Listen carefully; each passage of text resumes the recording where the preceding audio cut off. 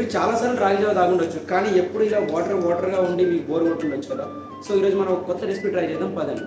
ఇది వచ్చేసి జస్ట్ ఒక మిరపకాయ అండ్ కొన్ని కరివేపాకు అండ్ ఇక కొంచెం స్వీట్ కార్న్. ఈ రాగి పిండిని ఇలా వాటర్లో కలిపెట్టుకోవాలి.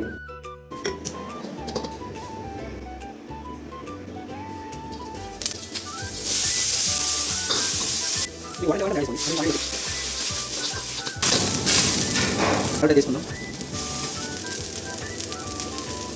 ఇంకా మనం ఆల్రెడీ కలిపెట్టుకున్న ఈ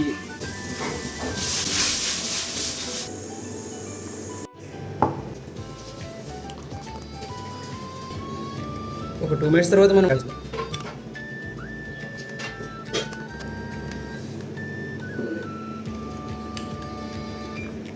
నిజంగా సూపర్ అసలు.